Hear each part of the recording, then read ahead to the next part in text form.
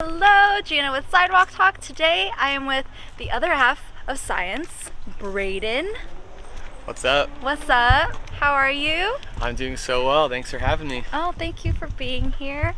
So you are born and raised in LA. Not born and raised. Have lived in LA the last 4 years. Currently live in the Valley in Woodland Hills, but I was born in right near Sacramento, California, in a small town called Woodland, and have been living throughout California my whole life pretty much. So. Oh, you've never lived anywhere else but California? No, I've almost hit every spot. I pretty much have to live in like San Diego, and I think I will have hit all the major areas. I've been Northern California in Sacramento, Central Coast for college in San Luis Obispo, went to San Francisco, now LA, and I would assume like pretty much the next one left would be San Diego, and then I've done it all for the most part. No offense to everywhere else, but do you see yourself living anywhere else? I mean, or do you just love California so much? I do love California so much. I mean, my whole family lives here. Majority of my friends live here, and I have some friends based everywhere else too, but not as many as I have in like LA, San Diego. I'm like obsessed with British culture, so at some point it would be nice to live in London for like a year, but I just don't see how I'd be able to pull that off and like maintain my current life, and like I don't know, I feel like I have to like drop everything to do that, and it's just a little. What made you so into the British culture? I mean, I'm half English, so I'm sure it runs in my blood. That probably helps. Okay. I'm that would make sense. Huge soccer fan. That and the English Premier League is arguably the biggest league in soccer, and my brother and I are big Chelsea fans. Oh wow. And like in college, we went to college together, for example, and we'd get up at like 4 a.m. and watch the Chelsea games because of the time difference. We wouldn't care what time it would be, and we'd go watch. And like we've obviously visited together, me and my brother, and then me and my friends have been there, and I don't know, something about their lifestyle just attracts me. It's some of it a little bit intangible, but some of it has to do with just my upbringing and probably what runs in my blood, I guess. So. What'd you listen to when you were growing up? Yeah, so growing up, music was kind of a weird subject for me. I started weird. Yeah, weird in the sense of like my relationship with music was strange. What? I immediately was starting it. It was strange. It's not what you expect, I think. I got thrown into music, trying to like learn piano and a few instruments pretty young. Oh wait, you tried to learn the trombone, didn't you? Yeah, so I played the trombone. That was, I think, technically the first instrument I like learned, but I think I tried piano before, and I just would get bored. I was a big sports kid. Like I just loved playing sports and being outside. So music to me was kind of like, it felt like a chore, almost like another school subject. I was just like, oh, I gotta like learn whatever. It just wasn't fun to me. I didn't listen to music really. I didn't get into music till I was like 13, but I was learning trombone at age like 10. So it was just before I actually liked music. Yeah. And it just really wasn't fun. Had a band teacher my third year of trombone that was really insane, would like yell at these like group of 11-year-old kids if they'd mess up, and it's like obviously we're not good at. I've been learning for 2 years, and I'm like I can barely hold the instrument. And he wouldn't even yell at me, he would just yell at other people, and it just made me uncomfortable, so I quit. And I was like, I hate music, like I'm never doing this again, I'm never learning an instrument, like worst thing ever. I'm sticking to sports, hanging out with friends and playing video games. And then slowly but surely my dad started to introduce me to more of his music because he was a big music fan. Didn't play anything but just loved music, and he eventually introduced me to Blink-182, and I don't really know if it was because of like your dad introduced you to Blink? Yeah, oh yeah, like all of it, like all the inappropriate stuff, all the classics, like he just it was right when they were blowing up. What? Not who you think either. I don't know, he just isn't like a big music guy like on the surface, but loved listening. What the? Yeah, and he would show me Blink, and I just, for some reason, it was like right when the teen angst years were coming out, and like all that music was attractive to our generation, obviously. And all of a sudden I like it reinvigorated my love for music that I originally kind of had, and made me want to try to figure out some way to learn music. But again, I was very focused on sports, and it was kind of hard to go back to these other instruments. What sports were you playing? Soccer?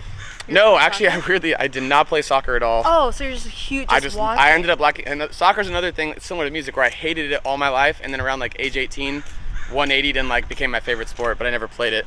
Oh. But I played baseball, basketball, tennis, golf. Oh wow. Those are probably the main four. Played all. Oh wait, those. was that you that was messaging about golf? Yeah. I was thinking we should talk instead of Sidewalk Talk. We should do that. We should just do that anyways. Yeah, I mean, me and Zach just golfed the other day. I golfed a lot during my time off from work. I know, we should have done it. Actually, that would have been a good idea. Yeah. But no, I love golf. I'm about to get new clubs. I have the same clubs when I was 15, so they're a little too small. Wow. But I make them work. I played great yesterday, so. What'd you shoot? 85, which is my best round since making my comeback to golf. Okay, I'm not playing with you guys. No, I mean that was literally 7 strokes better than I've played since I took like 10 years off and came back. Yeah, no way. Way better. I will be in. Yeah, nope.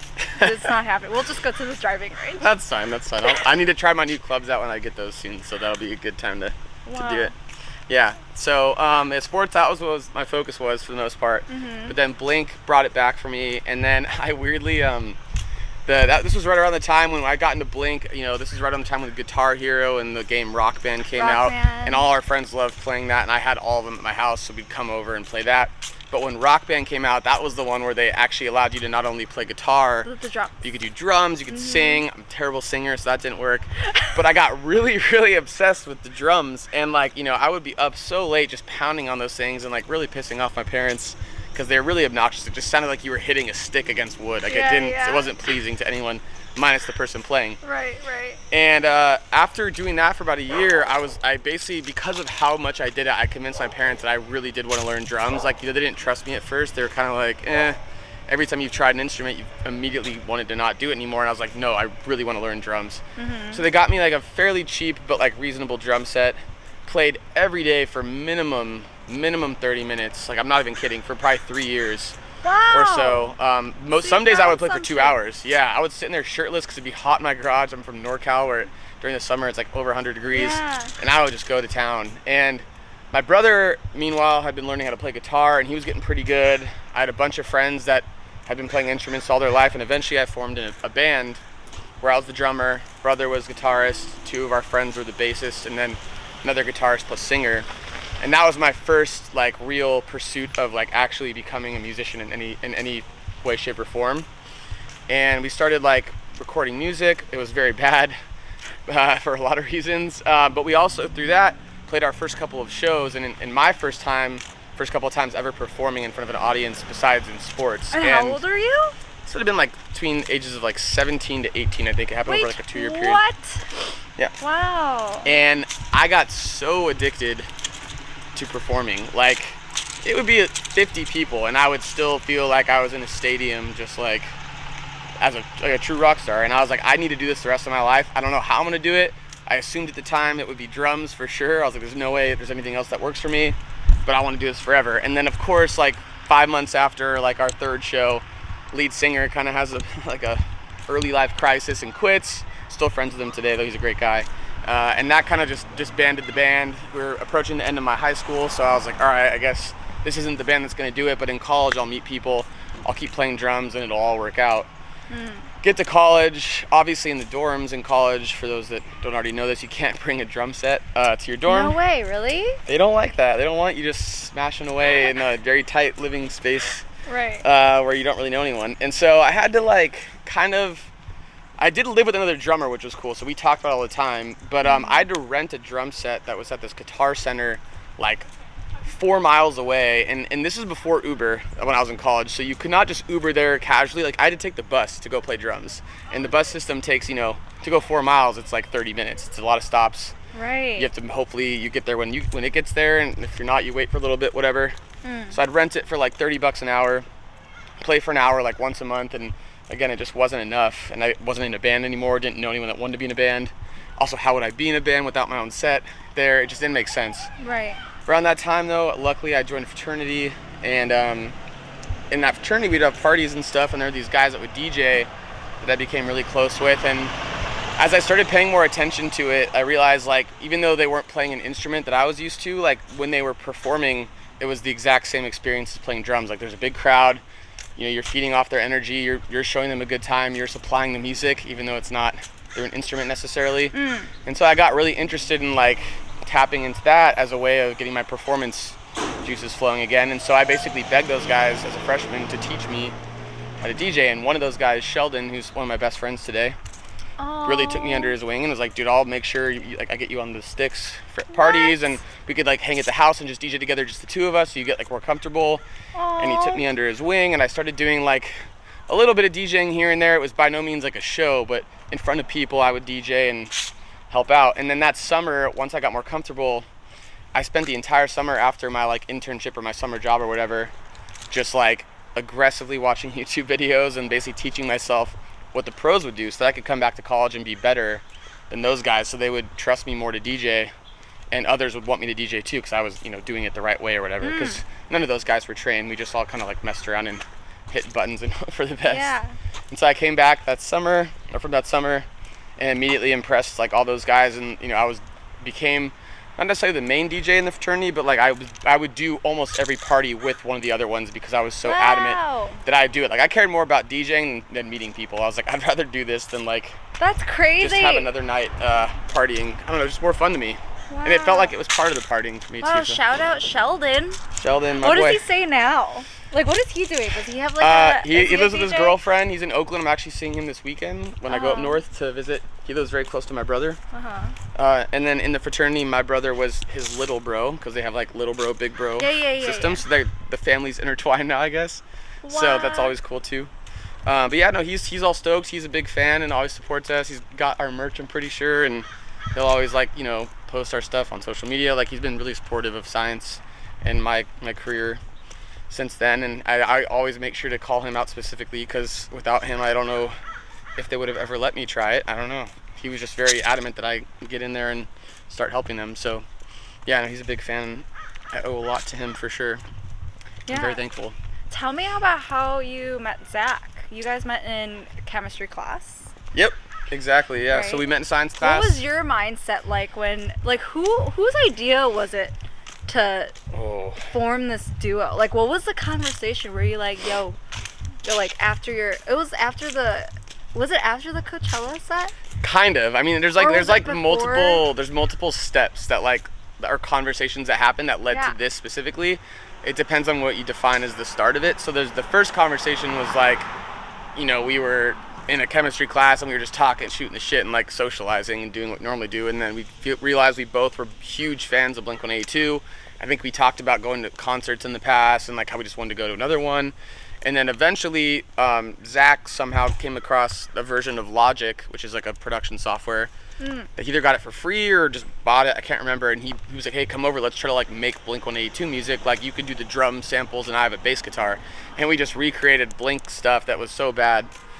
Because again, we didn't really know electronic music at the time. Like we hadn't thought of that as an avenue. Okay. I had literally never heard an electronic song knowingly. Like I'd heard Daft Punk, but I didn't think of it as like EDM. I was just like, oh, it's some weird retro-y style of music. I don't know. Yeah. So we tried Blink-182 music. It was so bad. And then probably 1 year later, Zach showed me Madeon did that mashup that went super viral on YouTube of like all the songs Madeon was feeling. And Zach had learned how to do that in the software, and he was like, what if we tried making like more electronic music like people like Madeon are doing? And at this point I was starting to get into Skrillex and Porter and Zed and stuff, and I was like, oh yeah, like I never thought that we could do that, because I'd always been so focused on being like a rock person and playing drums. Yeah. So then he got really into that. I continued learning how to DJ. I would come over like once a month and I would help him, but he was more the focus on learning how to make the music. And then about a year later, after we'd been kind of messing around, we were at a Zed set at Coachella.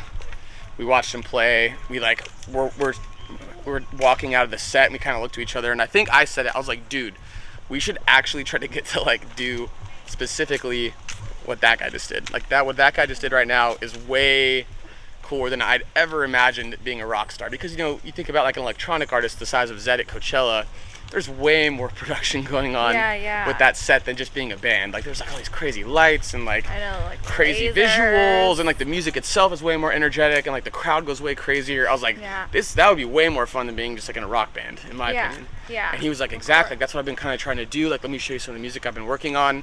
And then I think when we got back to Slow, he showed me one or two songs he had made that I just hadn't been aware of, because again, we weren't really focused on it. And I was like, dude, what you're making is dope. Like we could totally do this. Like start teaching me how to produce. I'll teach you how to DJ, and we'll make a duo, and eventually we'll be able to do both, and we'll be like, two people as one. That's crazy. Projects. That worked out so well, you two. Yeah, the story's cool. Yeah. It didn't seem cool at the time, but looking back, it's like, damn, that's kind of wild. That how it happened. is wild. Yeah. Like how you guys just met randomly, and you guys have like you guys like mastered like one side of like being a DJ or a music producer. Yeah, exactly. Wow. That's exactly what happened. And now today, it's been about roughly 10 years of doing each, and teaching each other each, and like we all both feel comfortable doing both, so we were able to do a lot more than we used to, whereas did in the you past, enjoy it though? Like enjoy did you at first, like when Zach was teaching you how to produce music? No, not really. Yeah, were you not like, really. It's super frustrating. What was your least favorite thing? I mean, it's never fun to be bad at something. It's just never fun. And like, you know, neither of us back then were honestly that good. Zach was definitely on his way to something, and I was very, very beginner. Mm-hmm. So it was just frustrating, like having these ideas, and then Zach immediately being like, "No, it's not a good idea," and you're just like, well, "Shit." Like, you know, I wanted to contribute to the production, but I just literally was not good enough to do it. And I thought I was, because you think you have these ideas and you try to translate it into production, but you've used the software 5 times, and it's like, it's just not good. And so it was just really frustrating. It's like I felt like I wasn't able to contribute as much as I wanted to with the making music side, but eventually we had, you know, probably years of just bickering and like trying to figure it out as a duo, and then we kind of realized, like, okay, at the end of the day, we're both better at what we've learned from the start than the other one. We have to admit that and be aware of it. However, we are a duo, so we both need to also agree that anything that represents Syence needs to be agreed to by both of us. So no matter how passionate I would be about an idea or he'd be about an idea, if the other one didn't like it, like we had to just agree, like, okay, we're gonna find something better that we both like. And when we had that realization of like, as a duo, it represents both of us, not one of us, we pretty much like have had no creative like arguments or issues since. That's so Or crazy. if we have, they've immediately been just like, Zach literally whatever. said the same exact thing. Yeah, we've talked about it. I mean, Louis the love Child this. did an interview like 4 years ago where they said almost the exact same thing, and we're like, cool, we've been doing that for like 3 years, we're on the right track. Like, it made us like realize, okay, our approach is what makes duos successful. And that's why I think duos that break up, it's usually because they're both almost too good for their own good, and they hit these creative differences that just aren't meant to be, where because we have our specialties and like we can both contribute across the board, it kind of like, it almost works better that way. Like, it's very yin and yang, which I think is necessary. If it's too yin and no yang, I don't know, then you kind of run into problems. What do you think is the biggest challenge that you faced in the music industry? Oh, I mean, I think the biggest challenge, rather than like a specific moment, I think in general you just get so much rejection, like so much rejection as an artist, because, you know, like, let's say your music objectively is good or whatever, but you're making house music, and then you pitch it to like an artist that hates house music, like they're gonna hate it, right? They're like, this is not good, right? Yeah. So you have to realize that no matter how good your music is at the end of the day, you're always gonna have people telling you no, saying they don't like it, asking you to change stuff, suggesting you do something different. I mean, it could be your music, it could be your branding, it could be the way you act on stage. I mean, there's so many different things. So you're just gonna constantly have people telling you some version of no, or some version of you could be better, or this isn't as good enough, or whatever. So I think the challenging thing is just trying to figure out, like, is this rejection like legitimate, or we actually are doing something wrong, or is this a subjective just like difference of opinion? And you have to really try to stay true to yourself and just figure out at the end of the day what's gonna like make your fans happy, but also make you happy too, versus like trying to please every single person that gives you feedback. Because if you do that, you're gonna waste so much time changing things that should have probably never been changed to begin with. Right. How often did you actually fall into that before you like stopped, like, and like just kind of like believed in your own vision and your own? I think we did a lot, but I think it was good that we did a lot early on, because early on, when you don't really know who you are as an artist and you don't know your sound, like, you know, when we first started, we were making future bass, and then we tried making pure pop, and then we tried making really aggressive EDM. I mean, we were just all over the place, and it was partially because of feedback, but also it was partially because we just didn't know yet what was going to be Syence and what was going to represent us in our music. So part of it's good because it forces you to experiment and try new things. But once you feel confident, and it's hard to fully say when you're going to know that, but you probably will at some point, that's when you got to go down that path and say, no, like, we figured it out, we know what represents us, like, we're going to make the best version of that now. And we're still experimenting a little bit too, but we also feel really confident in what our direction is now and how we can separate ourselves, because there's a lot of producers out there, there's a lot of great music, and the ones that we believe are the most successful are the ones that find the style that suits them best and really represents and creates this whole world of music that is represented by that brand and that name, versus just blending into oblivion. I don't know if that makes sense, but Yeah. That's our sort of our philosophy. Yeah. I could get real deep. What, like, when you first started getting into music production and you were learning everything and like it was obviously challenging to like get to a certain point, what do you think is the best piece of advice that you can give to someone that's just starting off with music production? So what is like a tool that you use, or it could be anything specific like that, or like in general too? Yeah, my perspective is like, don't be a lone wolf in music. It doesn't mean you have to be in a project with another person, but like, don't try to learn and do everything purely on your own. Like, I think that's a huge mistake, and it's going to create a longer time for you to get to the point you want to be in terms of like being a professional producer and like successful and good. I think there's like a huge benefit to networking, and there's 3 types of networking that I've talked about before with some other people, and I think all 3 are equally important.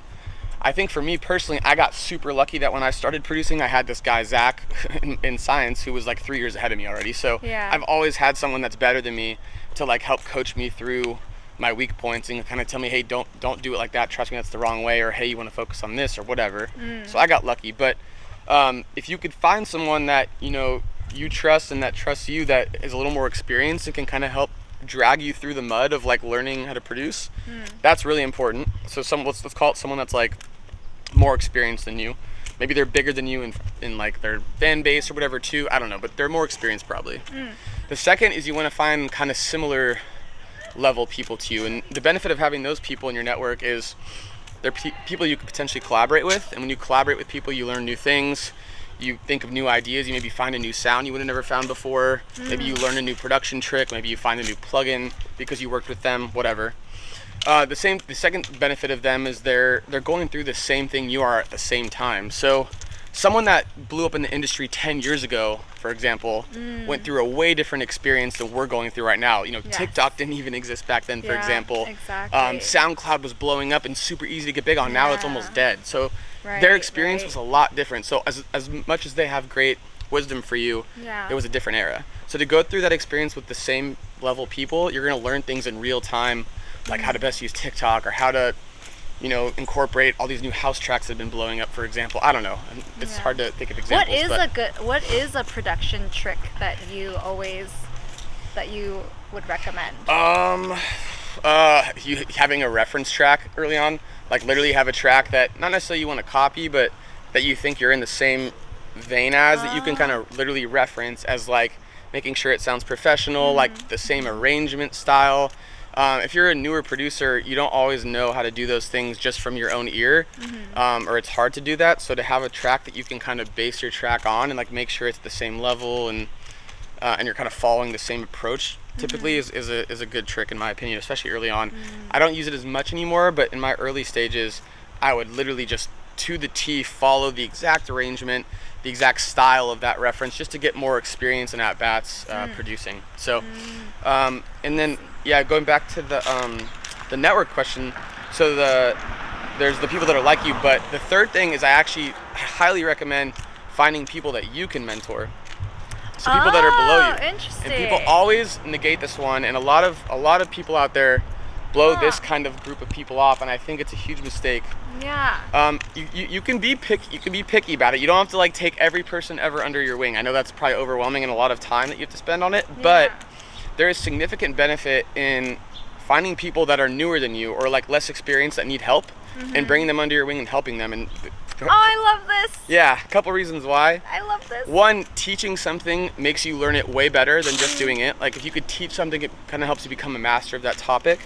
So I think you learn a lot by teaching others and seeing what mistakes they're making and how you can make them better. Right. But at the same time, you never know like what person that you find that's less experienced might actually help you in the future. Like there's an artist that is much smaller than us on the surface, for example, and hadn't been around as long, but they're very connected and they're a great friend as well. And I did some help for him a couple years ago, just with like networking and getting some support on SoundCloud and stuff. And before we had our management, he actually reached out to us and was like, hey, I know you guys are independent. This company out of Boston's looking for a new client. I actually recommended you guys. Do you want to talk to him? And we were like, yeah, sure. And so, because I had helped this guy out 2 years prior, he put our name out there and got us introduced to the guys that are now our management today. So it's just one of those weird butterfly effect stories that like if I would have been like other people and just been like, like he's a new guy, I don't have time for this, and like maybe blown him off, we may not even have management right now. We may have ended up in a worse situation. Like I have no idea. That's But because like I knew that this guy like he was serious about his music, he wanted to get better, he wanted support, he wanted to help me as well.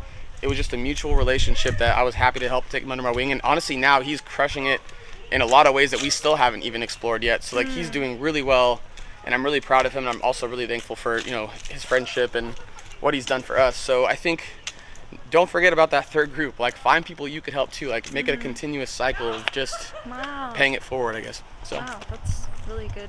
Yep. Really good advice. I hope so. It worked for us. Before we jump into questions, what do you want to be remembered for?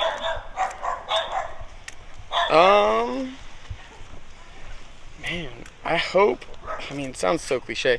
I really hope that Syence, but also me personally too, are remembered as like a good project, good people, good person, whatever. And it kind of goes back to what I was just saying. It's like, I want to be an artist that obviously through our music does a lot of good for people, and like it's something that like they can look back on and say that was represented such a good point in my life, or they got me through a bad point in my life, or my best years of my life were like listening to Syence music and going out or whatever. So the music side, I want that to be impactful in a good way, but I also think like I want people to think like, man, I met Syence this one time after the show and like they were so nice and like we got drinks with them or whatever, or like they gave us free merch or something. I don't know, like just little things. Like I want to be a part of people's lives in a very positive way through music and like through experiences together. It goes back to the networking thing too, where it's like I want to help other artists have opportunities to like grow and get better and like make music that impacts the world in a positive way too. So I think it's hard to like summarize. I guess just being a good person is what I want to be remembered by, but through those different methods, I guess. I don't know. Wow, no, I it's love tricky. that. I love that. All right, we're going to jump into questions. Duo questions. Who's the messiest between you and Zach? That's so funny because both of us are actually like not messy in the slightest. We're both very clean.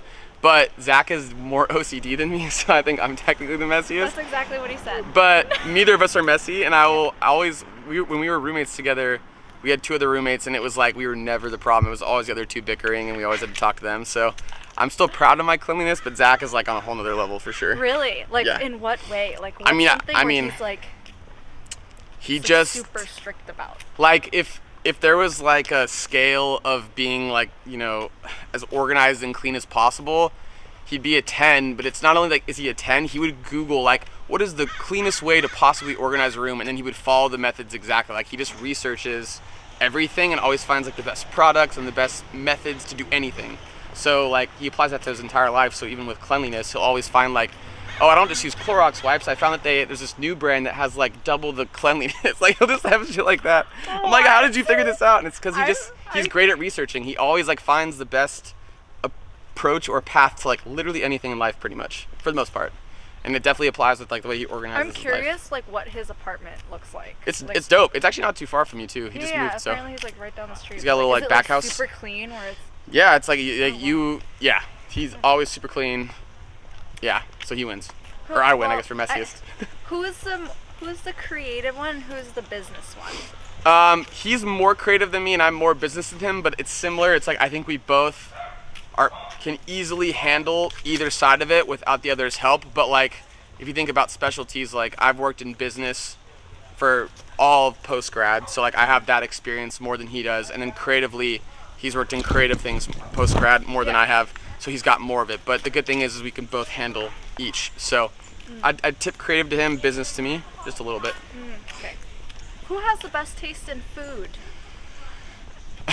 Probably him, but that's because I'm just on a stricter diet. Okay, yeah, he said the same exact thing. Yeah. What is the strict diet? So I have Crohn's disease, for those that don't know. Oh, okay. And I'm proud to say that I have no issues with it, and I love supporting the Crohn's and Colitis Foundation as much as I can. With that, I'm very lucky to have a very mild case. So I can live a pretty normal life, but I do make some conscious choices during the week when I like go grocery shopping and make my own food to just avoid certain things that I know I'm sensitive to and cause inflammation. So I took a food sensitivity test like, I don't know, 6 months ago. I'm allergic to eggs. I have to avoid that kind of stuff. Gluten I'm sensitive to. So It's not like a keto diet or like a vegan diet where I can like categorize it. I just literally know the foods that don't react well with me, and I cut them out, and I carve out my grocery shopping around that. Whereas Zach doesn't have that really, so I would win that for sure.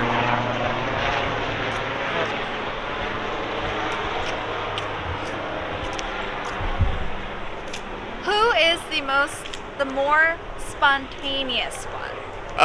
Me. I'd say me for sure. Zach's a like big planner. I mean, I'm a planner too. I'm a planner too. If I were like, yo guys, let's go skydiving right now, who would? Well, skydiving he would probably pick because I'm more afraid of heights. But like. Oh, okay. But like, for if example. It was like something like, oh, let's go to the arcade or something. Like he wouldn't. Okay, here's where I went on spontaneity. And I have a great example. So the other weekend, Life is Beautiful Festival was happening. I originally was gonna go, but I backed out. And then like the night before, all my friends were texting me like, dude, I wish you would have come. Like it'd be so much fun. And so secretly, without them knowing, except for one of the people at the house, just to make sure I could stay there, I bought a ticket and drove from LA to Vegas at 6 a.m. the next morning and showed up and surprised them and went to the festival for a day and drove back. Wow.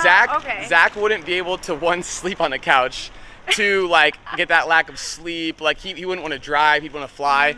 Zach has more of a higher quality lifestyle like need than I do, I guess. I think. That's like, what so it ruins so his spontaneity. Like I love it ruins his spontaneity. I'm like he wouldn't do that. I love this duo interview Yeah. because I'm hearing like literally you guys are saying the same thing. Oh, he said that? I feel like he wouldn't have been. He said he's the more spontaneous. No way. What was his example? There's no way. I did the skydiving one, and he said. Yeah, no, but like that's because I just don't want to go skydiving. But in terms of last minute things. You guys are both spontaneous. It depends, but. He has more requirements for things to happen. Like he would need a nice comfortable bed.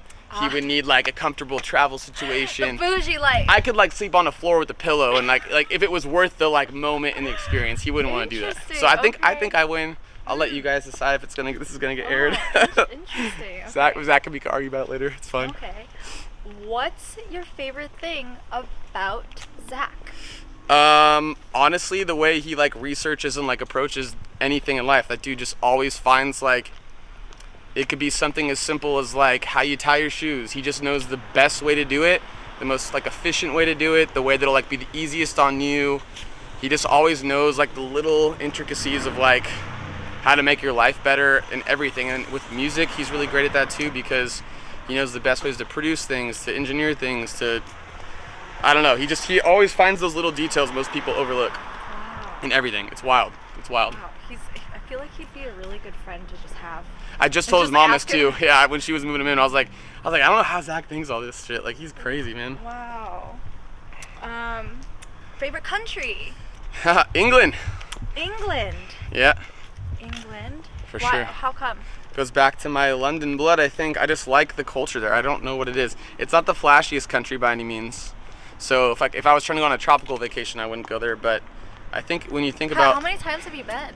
I've been 3 times. Oh, okay. Once in high school, once post grad, and then once for my brother's post grad. So. What's your favorite thing about like England? I love soccer, and I would love to live there and be there for a whole season and just be around all the crazy fans. That much. It's like a religion to people in Europe. Wow. In Europe, it's like their only sport out there. Like they don't have a big basketball league or a big football league or big baseball league. My best friends in college Oh, yeah. were huge Chelsea fans. Chelsea fans. That's why I was like, oh. Champions. Yeah, Chelsea. Yep. They're the ones. Favorite country. That's what you said. Oh, okay, sorry. What's next for you, the Syence project? Okay, our EP is dropping on November 12th. So that's immediately next. And then following that, we have a couple shows in December. We're playing like a SantaCon party in San Francisco at one of like the clubs there. They do a bunch of like little mini parties. It's gonna be with Triller, which is an app, and then a company that does like the boxing fights for Jake Paul and stuff. They're great to work with.